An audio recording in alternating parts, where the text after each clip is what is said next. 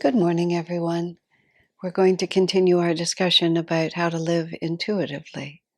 So let's begin with a prayer.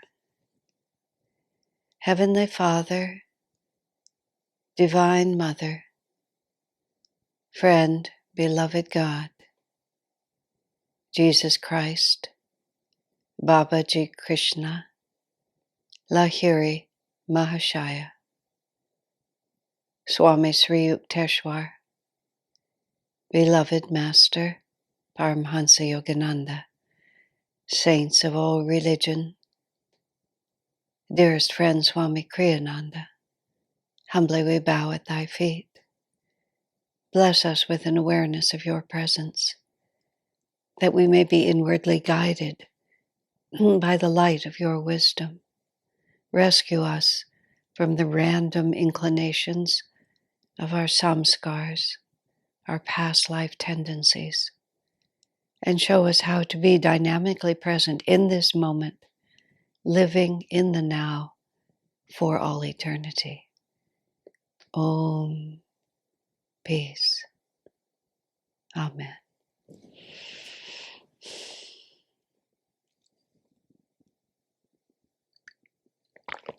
Sometimes we have all different topics, all different names for different classes, but it's kind of a joke that eventually you get back to just saying the same things: love God, be in tune, meditate, serve. Savitri, Nayaswami Savitri, who many of you know because she's a wonderful teacher who lives at Ananda Village and an author, and I'll just plug one of her books just while I'm doing it. She wrote a trilogy of novels, a fictional trilogy of the stories of people in higher ages, and the last one was, I think, To the Doors of Death and Beyond. The word death is in it. It's a wonderful, they're all good books. The last one especially is really a marvelous book. Since I just did my talk about death and dying, I know I mentioned her book, I just want to say it again. Nayaswami Savitri at Ananda Village, you can order it directly from her. She took Master's teachings on death and dying and wove them into a story. It's really exquisitely done. And Nalini Graeber's book, Transitions with Grace. These are really fine books worth reading. Now, but what I really wanted to say, and I really was just going to talk about Savitri, she was raised in Memphis, lived in Texas, and even after all her years in California, she still has a touch of that way of speaking, which charms us all. Swami Uma, who was born in Manchester, England, and came to America at the age of 18, lived at Ananda from her early 20s. She said to Swami once, "Why was I born in England?" And Swami said, "Oh, so you could have that accent and we could spend the rest of your life teasing you about it." I sort of feel like Savitri brought that little southern accent to us so that we could all just enjoy it. The end of all of this is just to say that she would joke, no matter what you call the class, she said the subject is always alligators, crocodiles, and big lizards. No matter what you name them, you come back to the same central truth because that's what it is. Now, this is the context. When I started this series, which is just a few days old now, the subject title that we often use is How to Know and Trust Your Inner Guidance. But that seemed a little long and a little clunky for what we were doing, so we brought it down to living intuitively, which is actually, it's a big lizard instead of a crocodile. But it was interesting, I was thinking of it this morning because I started out announcing I have these 22 points from this iconic class that Swami Kriyananda gave and so on. But I'm finding that I can't go there. It's just, for one thing, I'm never very good at repeating, and I'm never very good at following a structure. Any place where I have to follow a structure is very difficult for me. I really like to just do what I want to do.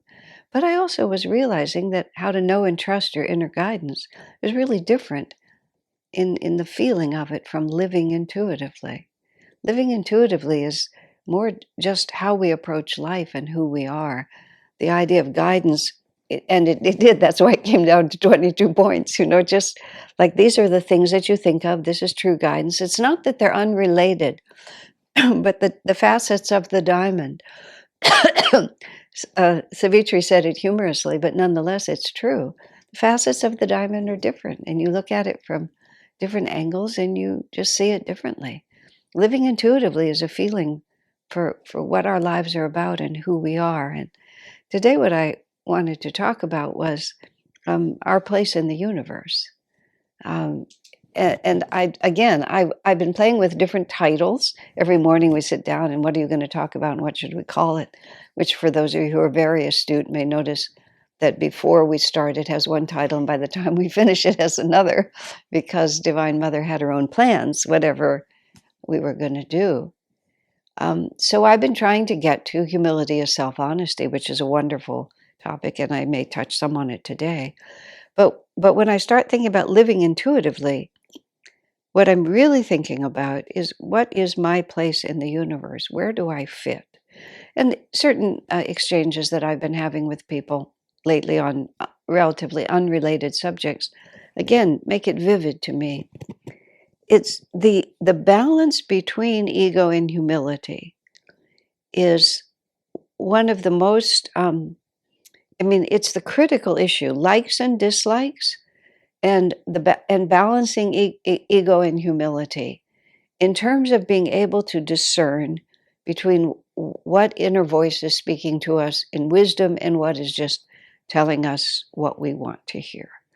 Because the desire to hear what we want to hear, whether we're listening to someone else, whether we're listening to a spiritual teacher, whether we're listening to the voice of God within us, the desire to hear what we want to hear is so intense.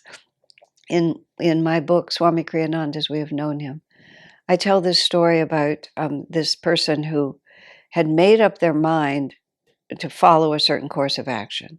Swamiji knew that course of action would not bring the person the fulfillment they had hoped, but he also knew that that person was quite fixed on that point of view. In fact, what happened exactly was I knew the person was coming to talk to Swamiji about a very specific subject. And I called Swami and said, I think you need to know in advance that so-and-so is coming and they're going to present this possibility to you. He was very grateful because it gave him time to contemplate, and it allowed him in the course of the conversation to know what the parameters were.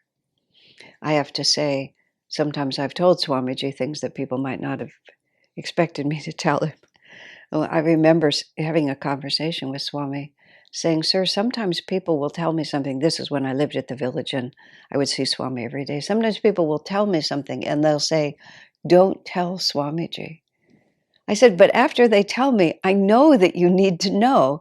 And their desire for you not to know is a completely misguided misunderstanding of the benefit that you can prevent to the situation. So I have an inclination just to tell you." And Swami said, "Of course," he said, "I always told Master." I mean, I can say that out loud now because Swami's not here anymore, so no one is going to be afraid to say something to me. I kept that thought pretty much to myself as long as Swami was alive. But Swami's input is always helpful, even if people don't know that it's going to be. So I called Swami to warn him on this one, or to give him a advance notice is actually the right word. So the conversation went pretty much as Swamiji anticipated and I anticipated, which is the person was absolutely set on that course of action, and Swami wanted to spare them the karma, but there was no way to spare them the karma. So at the end, the person said, "Well, you will bless me, won't you?" And Swami said, "I always bless you. You always have my blessings." So the person left the meeting with Swami saying, "Oh, Swami blesses what I'm about to do." And Swami did not bless what they were about to do. He blessed them. But we hear what we want to hear. I was in another meeting, this was like in the 1972. This man who had many gifts, but business was not one of them, but in the weird way that our minds work, the man felt that being a businessman was the one thing he really needed to learn. Swami said, as explicitly as you can say it, I was in the room, "Spiritually speaking, it's not necessary for you to become good at business. You can advance spiritually without ever being good at business. It's not something you need to learn." The man wanted to start this business. Swami was suggesting that he not. He walked out saying, "Swami approves of my starting the business." And then, like, it never happened. I was there. And Swami, I told Swami later, Swami just shrugged and he was totally supportive. And the business was a disaster, just exactly what Swami knew. But the desire to hear what we want to hear, I mean, these are times when you would think you would be extremely attentive. But it's just like, it's like, this is how I think about it. We have these vrittis, and these vrittis are whirlpools of energy. A whirlpool of energy has an attracting power. I think of my consciousness sometimes like a ping pong ball, and it's trying to negotiate. Maybe it's a pinball machine, if such a thing still exists, where you have to try to get some little ball past all these traps, and all these traps are going to eat it and take it someplace you don't want it to go.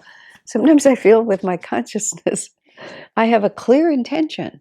I know exactly what my intention is, but the ping pong ball of my consciousness, as it heads for that intention, there's all these vrittis, all these past inclinations. And on my way to go in a straight line, I accidentally get sucked into these vrittis. And I think I'm still going in a straight line, except I've taken a 35-degree turn and I'm heading off in this direction. And I'll keep going with great force. And only sort of a long time later, when I kind of orient myself, how did I ever get here? Because it happens all the time without us even actually being aware of it. So in order to live intuitively, we have to actually find our place in the universe and be comfortable in it. And there's two ways that there's a million ways in which we deflect ourselves, but there's two directions that we get confused. And they're both based on insecurity, because everything's based on insecurity. We're always terribly insecure. No matter how confident that we appear, we're endlessly insecure until we're God realized. Because we always know that we're just so vulnerable in this world. I mean, just even your little body is just so vulnerable. The smallest things can just derail you so easily, and big things can derail you completely. And of course, death is always lurking, and we never know when it's going to come, or economic collapse, or betrayal, or who knows what. And endless joy is also waiting there for us if we just understand what to let go of and what to embrace. But what I was let me get this thought here. There's two ways that our mind aberrates. And one is that we think that we're just small and unworthy and incapable, and I couldn't do it. No, definitely not me. No, no, no, not me. Anyone but me. And the other side of it is, I'm so special in the eyes of God. He knows he really has something good in me. And I'm just waiting for the call when I will become whatever gigantic thing I actually really know I am, like this. And so we become vulnerable to false guidance from both of those sides. We become vulnerable to false guidance when we think we're really special, because we're vulnerable to flattery. If somebody tells us we really have this destiny, it just fits right into our self-concept, especially if it's a destiny that's not going to require a lot of work to achieve. Like you're secretly self-realized, or you're actually really a great teacher, and that you came here to teach. To be a teacher and to be a healer are the two that tend to attract people's attention. Now, you may be a teacher and you may be a healer, but it's dangerous when your guidance tells you as a conclusion that that's who you are. It's because it derails us. Well, it derails us in countless ways, but one of the ways it derails us is that we lose track of all the hard work that's required to get from who I am now to what I'm going to be. There was a very sad situation that happened at Ananda, in which Swamiji was trying to help a person understand that they had a serious potential to do really good work for Master. And he wanted them to take that responsibility seriously. But unfortunately, instead of taking the responsibility seriously and understanding what was going to be required to realize it, the person took their potential as a present reality. And then from that point on, just expected to be treated as if that was their present reality. Whereas, as Swami said later, maybe 25 years in the future, it was a potential if the person did all the hard work that was required between here and there. It was a gamble Swami took in presenting that person's potential to them, a calculated risk that the person did not pass the test. Most of the time, saints and masters do not flatter us. Now, in Swami's own case, interestingly enough, Master said to him repeatedly, "You have a great work to do." Now, instead of that making Swamiji feel like he was a great soul who just was sitting there waiting to be recognized, for Swamiji, and Master knew this, it became this extraordinary sense of responsibility and this enormous need to work constantly, unrelentingly, in order to fulfill the potential that Master had given him, that Master had commissioned him, the responsibility that Master had laid upon him. Swamiji dedicated his life to fulfilling it.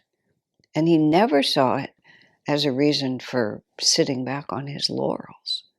It was the challenge that was required in order for him to come forward. Now, the other way that we don't listen to guidance is that we don't, and it's sort of like both sides are ego. You know, to think that I'm extra special and to think that I'm extra bad are both just a misunderstanding. And this is why true humility is self-honesty. It's just seeing things as they are. You know, if we put ourselves down too much, well, Swami said, if you're always piling dirt on your own head, he said you become focused entirely on dirt and your own head, neither of which is really very helpful for spiritual accomplishment, for spiritual growth. Humility is to recognize that I have limitations, but then to exaggerate it and say, oh, no, not me. No, of course not me. Because the result of that is everyone rallies around and says, yes, you. So it sort of ends up taking us back to the other side where everybody has to flatter us to sort of just to keep us upright.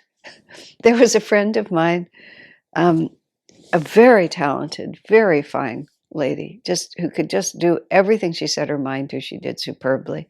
She had already accomplished a great deal in her life and was just an invaluable beneficiary to Master's work, really wonderfully so.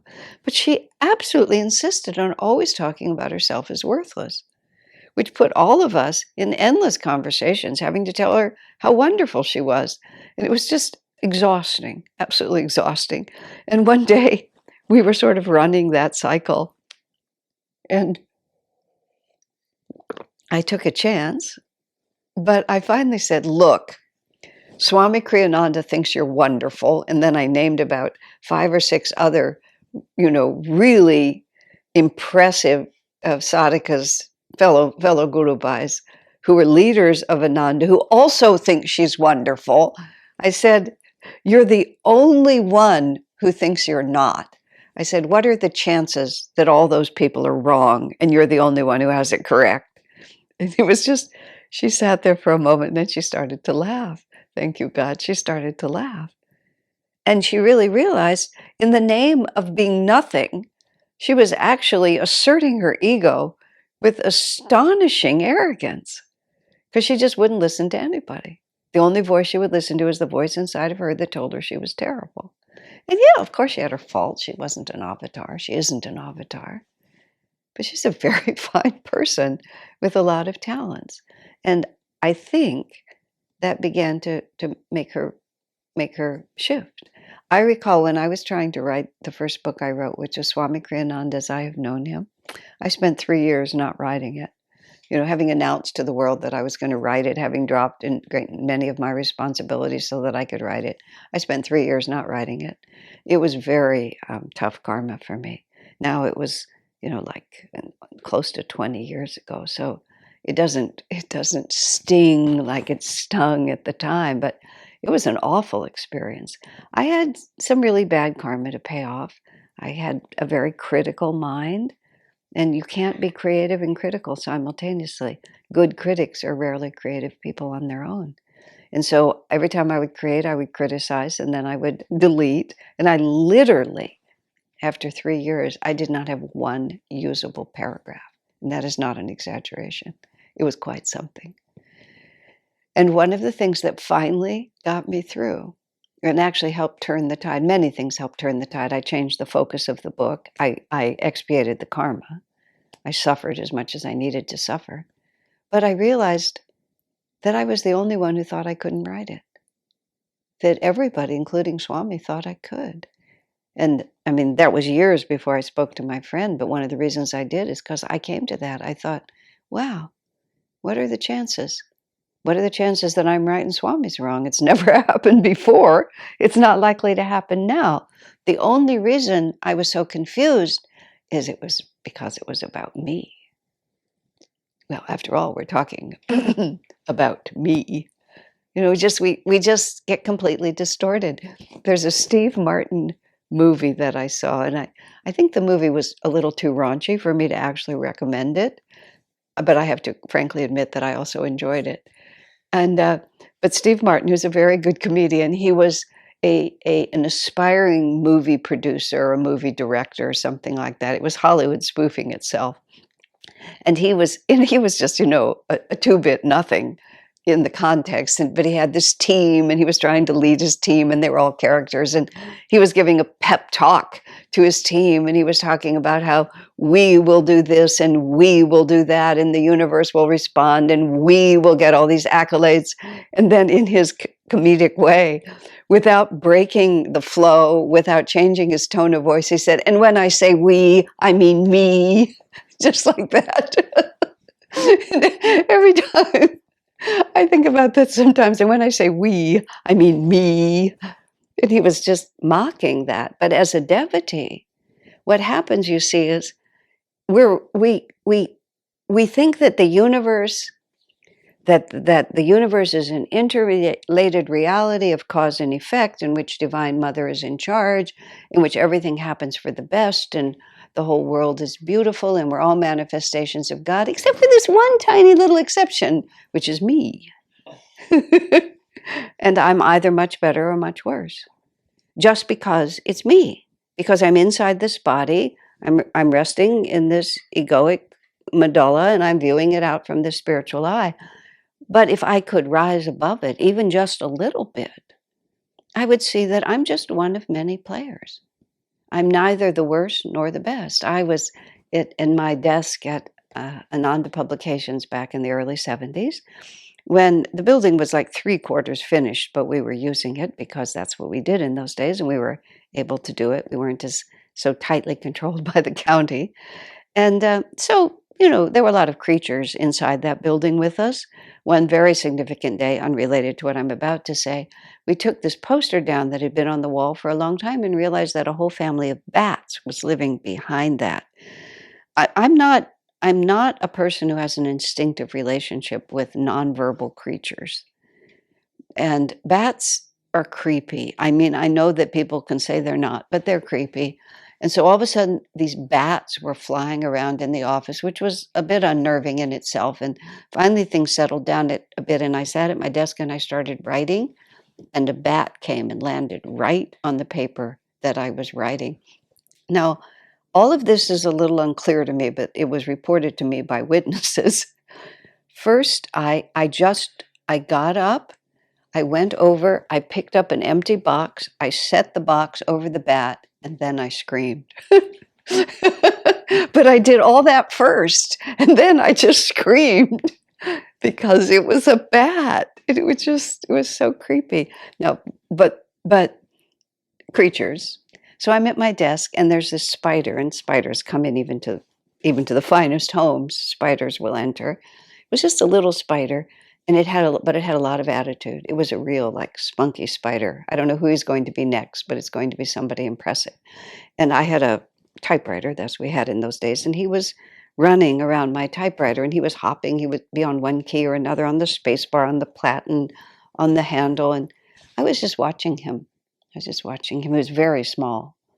I call him he because he had sort of a masculine attitude toward life. Could have been a female, but the attitude was masculine. So it's masculine in the sense of, here I am and I am the king and I'm going to conquer. Conquer! That's what he was going to do. And I kept thinking, you have no idea, see this thumb? See how small you are? Just like that, just like that, and all your ambitions are over, just like that. Then I suddenly had this picture, and it's sort of like I rose just a little above my body, and I was seeing myself from Divine Mother's perspective, and I saw myself walking over the hill from Ayodhya, where I lived, across the pond, the dam by the pond, just the route I would take every morning to get to Pubble. And all the while I was walking, I could see Divine Mother had her thumb over, and I have a lot of attitude too. I had a lot of attitude, a lot of masculine attitude in the female body coming across. And I could just see Divine Mother just watching my little ambitions, coming over like this. And she was just saying to me, just like that, if I wanted to end your life right now, your life would end just like that little spider. Now, I think that's what the good news. That whole story is not depressing to me.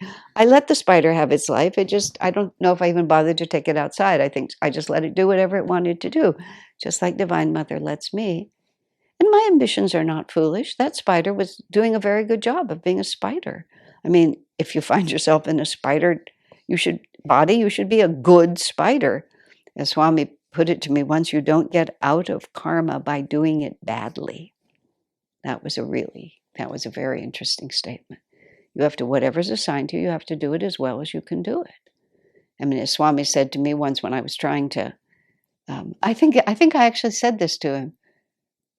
Yeah, I think I did. I think I told him that the problem was that I was arrogant. And part of the reason is that I was arrogant was that I was rather smart.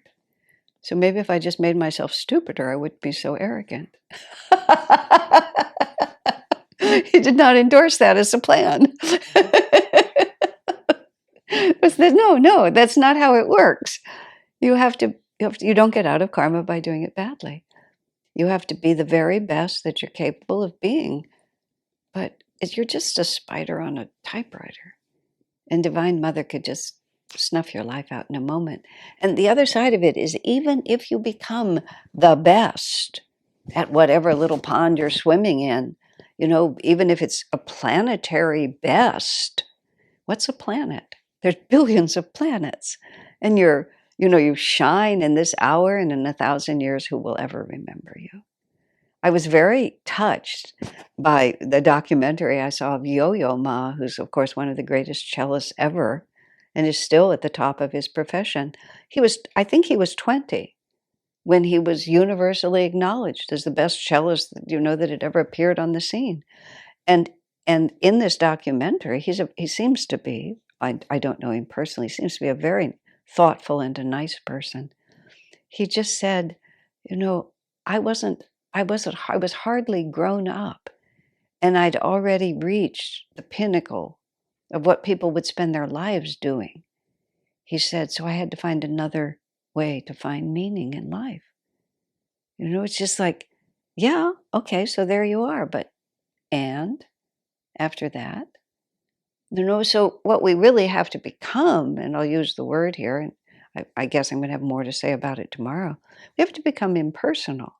Impersonal means to be impersonal about yourself, which is just because it's me, it doesn't really make any difference. I'm not really different than you. My perspective on me is different, but in the universal scheme of things, we're just all in it together. And I do want to say more. I'll start more on the next time we talk, sort of about how to really live with that. But once we become comfortable with our place in the universe, it's much easier to know, basically, what God wants us to do from our place in the universe. So, the next time we talk, that's what we'll talk about. God bless you.